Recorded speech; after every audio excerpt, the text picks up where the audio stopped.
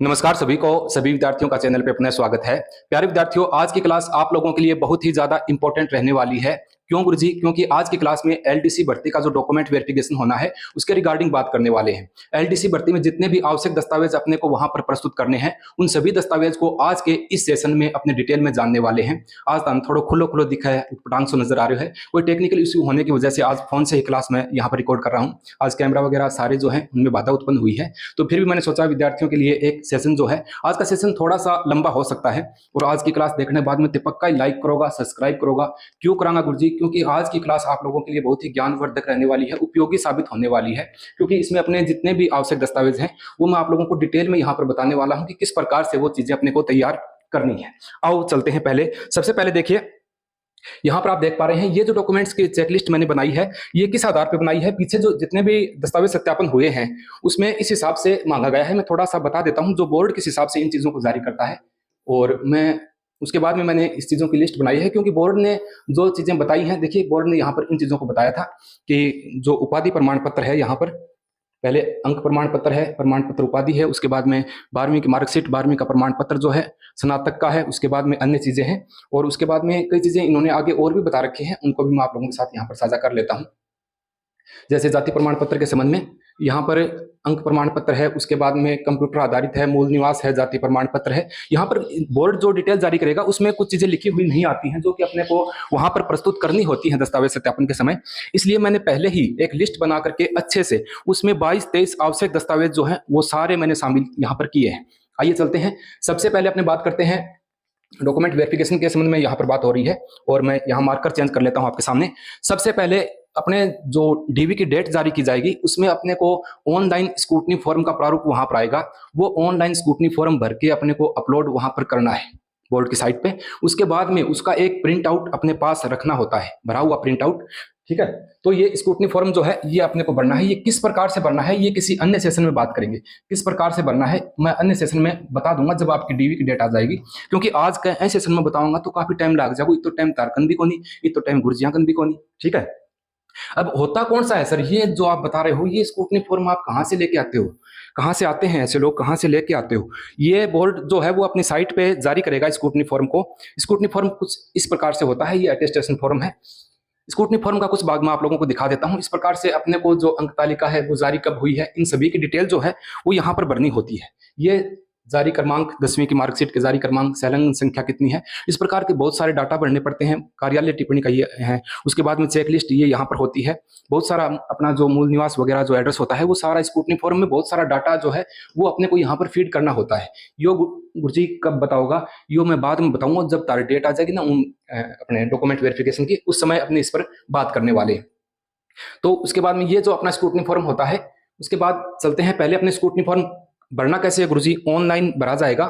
ठीक है, जब इसकी डेट आएगी तब यहाँ पर ऑनलाइन जो है वो अपने को सबमिट यहाँ पर करना है। ठीक, उसके बाद में अटेस्टेशन फॉर्म जो है ये भी फिल करना है। स्क्रूटनी फॉर्म भरेंगे उसके जस्ट नीचे अटेस्टेशन फॉर्म आता है, उसमें डिटेल भरी जाती है।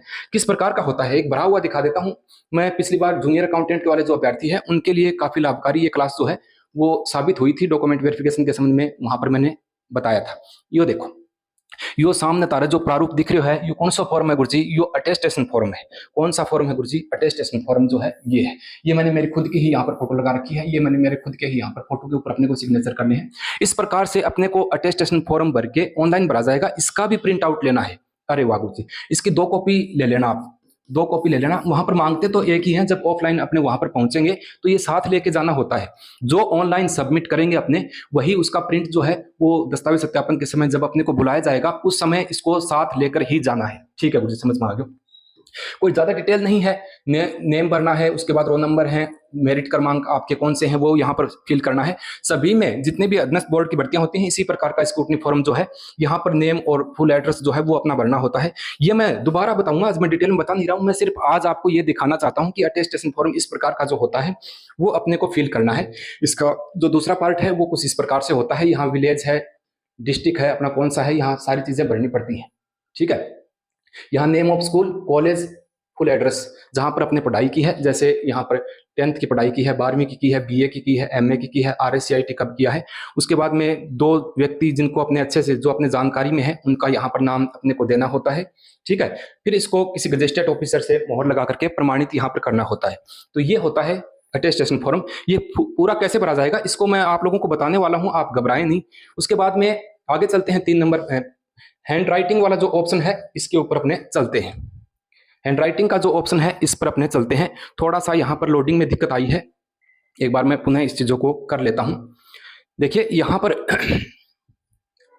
मैं आप लोगों को क्या बता रहा था, थोड़ा सा आज थोड़े टेक्निकल इशू है, मैंने पहले शुरू में बता दी जो जरूरी बात थी। हैंड राइटिंग वाला जो ऑप्शन है इसको आप देखिए एक बार। हैंड राइटिंग का अपने पास जब अपने फॉर्म फिल करेंगे वहां पर हैंड राइटिंग का एक आएगा, उसमें हिंदी में और अंग्रेजी में दोनों में अपनी स्वयं की हैंड राइटिंग में हस्तलिपि में वो प्रारूप तैयार करना पड़ता है।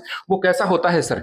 वो बहुत ही शानदार हो गया गुरु जी, वो क्यों है, बहुत ही बढ़िया हुआ है। मैं तो दिखाऊंगा अभी हैंड राइटिंग में, जैसे मैंने खुद की हैंड राइटिंग में भर के पिछली बार बच्चों के साथ साझा किया था, ये रहा, ठीक है। या जो राइटिंग देखो या मेरी राइटिंग है, देखो जोरदार राइटिंग है ना, बहुत ही शानदार राइटिंग मुझे, ठीक है। ये देखिए इस हिसाब से अभ्यर्थी यहाँ हिंदी में लिखे, यहाँ इंग्लिश में लिखें। ये जो पैराग्राफ दिया है इसको इंग्लिश में यहाँ लिखना है, ये जो पैराग्राफ दिया है इसको हिंदी में यहाँ लिखना है, यहाँ हस्ताक्षर करने हैं, ठीक है, और यहाँ पर हस्ताक्षर करने हैं, और नीचे अपना जो एड्रेस है वो यहाँ पर फिल करना होता है। तो ये हिंदी वाला जो प्रारूप है ये अपने को मिलेगा कहाँ पर सर? वहीं पर ऑनलाइन फॉर्म भरेंगे उस समय अधीनस्थ बोर्ड की जो साइट है उसके कैंडिडेट कॉर्नर में ये सारे प्रारूप डाले जाते हैं। उसके बाद बहुत सारे शपथ पत्र वगैरह भी हैं, बिना भी आप आज के सेशन में देखना चाहते एकदम आज पक्का लाइक कर दियो, सब्सक्राइब कर दियो, अपने दोस्तों के साथ शेयर कर दियो, क्योंकि बहुत ही काम की चीज है। डॉक्यूमेंट वेरिफिकेशन खातर ते जाओगा ताकि किसी प्रकार की कोई प्रॉब्लम उड़े को नहीं आओगी, बिल्कुल एकदम सही हो जाएगा, ठीक है। हाँ आगे चलते हैं, और यहाँ देखिए हैंड राइटिंग के बारे में मैंने आप लोगों को जो परफॉर्मा है वो बता दिया है। उसके बाद में 10th की मार्कशीट और 10th का जो प्रमाण पत्र है वो। अब इसमें प्रॉब्लम क्या आती है सर? इसमें प्रॉब्लम ये आती है कि कई अभ्यर्थियों का 10th की जो मार्कशीट है वो अलग है, मार्कशीट अलग है और प्रमाण पत्र अलग है। 2003 के बाद में जो मार्कशीटें हैं उसमें प्रमाण पत्र अलग से आने लग गया। पहले 2002 तक, 2002 के आसपास या 2003 के आसपास तक प्रमाण पत्र जो है वो संयुक्त आता था। मैं मेरी खुद की मार्कशीट दिखाऊं, साझा करेंगे इसमें अपने। ये देखिए ये जो मार्कशीट मेरी खुद की मार्कशीट दिखाऊं लाग रही हूं, और क्या कर सकूं बताओ, फिर भी लाइक कौन करोगा। ये यहाँ पर प्रमाण पत्र अंक तालिका सहित, पुरानी वाली जो मार्कशीटें हैं उसमें प्रमाण पत्र जो है वो अंक तालिका सहित ही आता था। ऐसी स्थिति में जो प्रमाण पत्र है उसमें अलग से आवश्यकता नहीं होती। जिनका प्रमाण पत्र साथ में ही है, 10वीं की मार्कशीट के साथ में ही है, तो उसमें सिर्फ मार्कशीट ही आएगी, उसके साथ ही प्रमाण पत्र आ जाएगा, क्योंकि इसमें प्रमाण पत्र में अंक तालिका सहित लिखा हुआ है। ये मेरे खुद के ही डॉक्यूमेंट में आप लोगों के साथ साझा कर रहा हूं। आगे चलते हैं, यहां तक आशा करता हूं बात समझ में आ गई होगी। अब ते देखो मार्कशीट हो गई, यहां पर 11 नंबर पर आ जाओ। यहां पर मास्टर डिग्री, अच्छा एक मिनट रुकना, थोड़ा सा यहां पर 10th की मार्कशीट हो गई है, उसके बाद में 6 नंबर पे आएंगे अपने। यहां पर 12वीं की मार्कशीट, 12वीं की मार्कशीट और 12वीं का जो सर्टिफिकेट है वो, यानी 12वीं का प्रमाण पत्र भी अपने को वहां पर स्कैन करके अपलोड करना है, और 12वीं की मार्कशीट। अगर 12वीं की मार्कशीट और प्रमाण पत्र दोनों साथ में ही हैं, आपके ज्वाइंट हैं, ऐसी स्थिति में आप 12वीं की मार्कशीट जो है वो अपलोड कर दोगे तो प्रमाण पत्र स्वयं उसके साथ अपलोड हो जाएगा। BA BSc BCom जो भी है उसकी मार्कशीट जो है वो अंतिम वर्ष की वो आप लोगों को अपलोड करनी है। जब इसकी डेट आ जाएगी LDC की, उसके बाद में आप लोगों को क्या करना है गुरुजी, अपलोड करना है। वो डेट देंगे, इस डेट से इस डेट तक, अपने वो पता ही है, ऑनलाइन जो वेरिफिकेशन होता है वो करवाएंगे। उसके बाद में ग्रेजुएशन की डिग्री जो है ये आवश्यक है। इसमें कई अभ्यर्थियों की दिक्कत ये है कि सर अभी हमारी डिग्री जो है वो आई नहीं है गुरुजी, कठों अपलोड करांगा डिग्री नहीं है तो प्रोविजनल तो होगी आपके पास। अब ये नहीं पता प्रोविजनल कैसी होती है, आओ एक बार देखते हैं, पुनः एक बार इन चीजों को देखते हैं। जैसे मैं आप लोगों को दिखाता हूं, ये जैसे डिग्री है, मैं खुद की डिग्री दिखाऊं, ये तो कमजोर कौन ही मैं पढ़ाई में। देखो 2009 में बीएड कर ली, मैं 2009 में बीएड कर ली थी मैंने, ठीक है। उसमें बीएड में नंबर लाना बहुत ही महाभारत हो जाता था। लोग जम्मू जा करके बीएड करते थे, MP से बीएड करते थे। उस टाइम तुम्हारे भाई जोगिंदर ने देखो बीएड कर ली, लेकिन ये नौकरी, दूसरी नौकरी ला गया, इतनी ज्यादा काम में ले कौन पाया। आशा करते हैं अब काम मिलेंगे। ये तो डिग्री, अगर ये डिग्री नहीं है आप लोगों के पास तो क्या करा गुरुजी, प्रोविजनल। ये देखिए प्रोविजनल सर्टिफिकेट अगर आपके पास ये है तो भी चल जाएगा, अगर आपके पास प्रोविजनल सर्टिफिकेट है तो भी चल जाएगा। लेकिन जब आपकी ज्वाइनिंग होगी उस समय आपको ओरिजिनल जो है आपकी डिग्री वो यहाँ पर प्रस्तुत करनी पड़ेगी। प्रोविजनल आपके पास है तो भी यहाँ पर चल जाएगा। आगे चलते हैं। उसके बाद आपने अगर एमए किया है और एमए का हवाला जब फॉर्म फिल किया उसमें दिया हुआ है तो आपको एमए की डिग्री जो है एमकॉम की एमएससी जो भी आपने किया है वो यहाँ पर आप लगा सकते हैं। उसके बाद में एमए की जो मार्कशीट है, सॉरी डिग्री है, वो आप लगा दीजिएगा। उसके बाद अपने चलते हैं आगे और जो आवश्यक दस्तावेज है उसी के अंतर्गत मैं आप लोगों को आगे लिए चलता हूं। अब अपने बात करेंगे, ये तो एमए की जो डिग्री है वो यहाँ पर अपने को प्रस्तुत करनी है। एक मिनट में थोड़ा सा मार्कर चेंज। अंतिम संस्था का चरित्र प्रमाण पत्र, ये जरूरी है। अब इसमें प्रॉब्लम क्या आती है, एक्चुअली इसमें प्रॉब्लम ये आती है कि सर हम जिस स्कूल में पढ़ते थे वो तो स्कूल ही बंद हो गई वहां से, अब हम कहां से प्राप्त करें? सर हमने तो प्राइवेट बीए की है, ऐसी स्थिति में हम कहां से लेके आए? प्राइवेट वाले तो कह रहे हैं कि आपने प्राइवेट किया है तो हम आप लोगों को ये नहीं देंगे। कई प्राइवेट कॉलेज वाले तो बना करके दे देते हैं और कई यहाँ पर नहीं देते हैं। ऐसी स्थिति में अगर आपने बीए प्राइवेट किया हुआ है और वो कॉलेज वाले नहीं दे रहे हैं आपको चरित्र प्रमाण पत्र, तो आप जो 12वीं जहां से आपने की है वहां का ले लीजिएगा। ठीक है। कई विद्यार्थियों का मानना है कि सर हमने उस समय ही ले लिया था जब हमने 12वीं पास की थी। जैसे 2017 में किसी अभ्यर्थी ने 12वीं पास कर ली, उस समय हमने स्कूल से ले लिया था एक बार पहले, तो अगर आपके पास वो पहले का पड़ा है तो वो भी चल जाएगा। इसमें नए की आवश्यकता नहीं होती चरित्र प्रमाण पत्र, सिर्फ अंतिम संस्था का होना चाहिए। ठीक है। मैंने स्कूल व्याख्याता का जो डॉक्यूमेंट वेरिफिकेशन करवाया उसमें मैं आप लोगों को बताता हूं मैंने कौन सा लगाया। मेरे पास बहुत पुराना है, मैंने बीएड कॉलेज से लिया था, आप भी बीएड कॉलेज से ले सकते हो। ये देखिए, इस पे मैं आप लोगों को डेट दिखाऊं तो कहाँ है डेट, इसमें लिखी होगी डेट कहीं ना कहीं। ये 2009 में मैंने जो बीएड की थी उस समय मैंने ये जो है वो प्राप्त किया था 2009 में। 2009 का मैंने पिछले जो स्कूल व्याख्याता की भर्ती थी उसमें चलाया था 2008-2009 के सत्र में। तो अगर आपने इस पे लिखा हुआ स्थानांतरण और चरित्र प्रमाण पत्र, ये जो है कोठारी शिक्षण प्रशिक्षण महाविद्यालय यहाँ से मैंने प्राप्त किया था और ये चल जाता है, इसमें कोई दिक्कत वाली बात नहीं होती है। अगर आपने अंतिम वर्ष में बीएड की है, बीए करने के बाद में आपने बीएड की है तो उस संस्था से ले सकते हैं। अगर आपने 12वीं के बाद में प्राइवेट बीए की है, प्राइवेट कॉलेज वाले नहीं दे रहे हैं तो 12वीं वाले स्कूल से ले सकते हैं। जहां से 12वीं का स्कूल अगर चेंज हो गया, किसी नाम चेंज हो गया है स्कूल का, तो आप 10वीं जहां से की है वहां से भी ले सकते हैं। जहां से आपने एमए की है, कोई भी अंतिम संस्था जहां से आपने पढ़ाई की है अंतिम वर्ष में, तो वहां से आप प्राप्त कर लीजिएगा। किसी प्रकार की कोई प्रॉब्लम हो तो आप मेरे नंबर जो है वो मैं आप लोगों को नंबर बता देता हूं।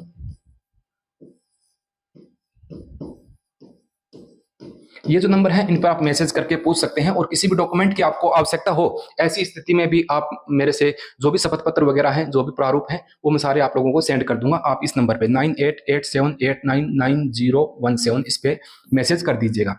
तो इस प्रकार से ये जो अंतिम संस्था का अपना प्रमाण पत्र है इसको आप लोगों को बनवाना है। आगे चलते हैं और मैं कुछ काम की चीजें हैं वो आप लोगों को यहाँ पर आगे और बताना चाहूंगा। अंतिम संस्था के चरित्र प्रमाण पत्र के संबंध में यहाँ पर अपनी बात हो चुकी है। ठीक है।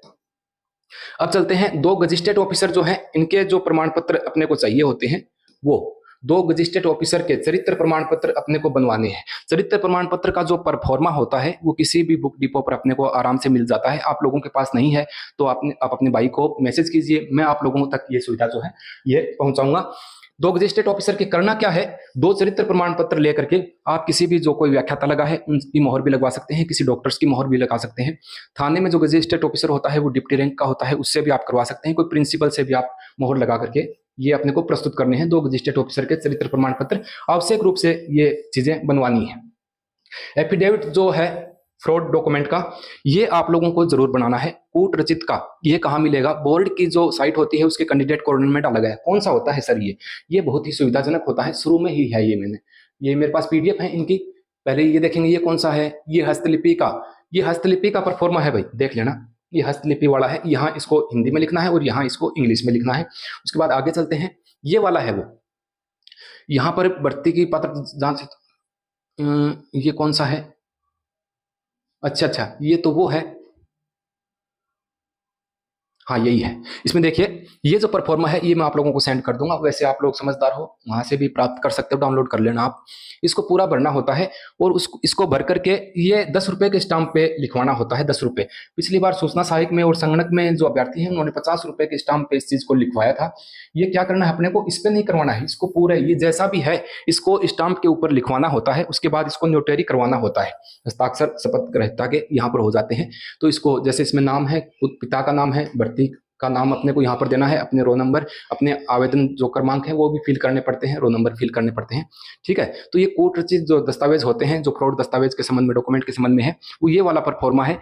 ये अपने को भर के अपलोड करना है। जब आपके डीवी की डेट आ जाए, ऑनलाइन आप फॉर्म सबमिट करोगे, ऑनलाइन जब आप वेरिफिकेशन करवा रहे हैं, डॉक्यूमेंट को अपलोड करोगे, उस समय इसको अपलोड करना होता है।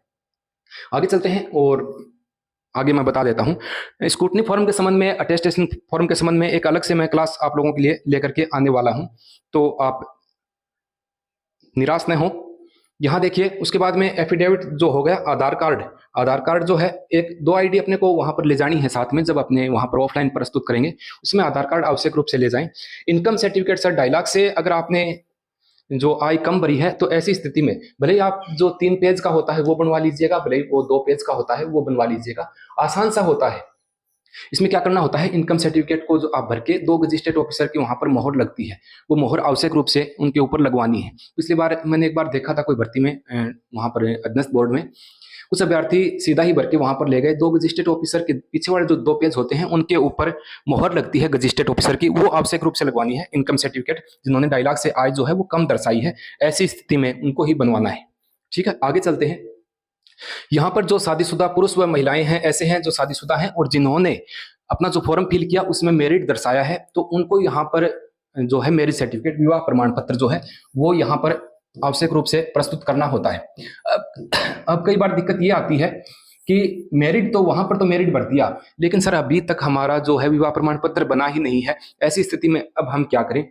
अब जब आप ऑनलाइन फॉर्म फिल करोगे तब भी आपको मेरिट ही भरना है एक बार डॉक्यूमेंट वेरिफिकेशन के समय।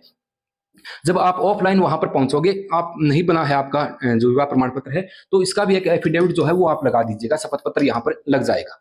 ठीक है, इसके बारे में मैं डिटेल में अन्य वीडियो में बता दूंगा कि अगर आपका नहीं बना है तो भी अनमेरिट मत करना है, क्योंकि अनमेरिट करते हैं फिर प्रॉब्लम आ जाती है, फिर आगे जाके अपने को मेरिट दिखाते हैं। अगर आपने आवेदन किया था, फॉर्म भरा, उस समय अनमेरिट दिखाया है तो आप यहाँ पर अनमेरिट दिखा सकते हैं।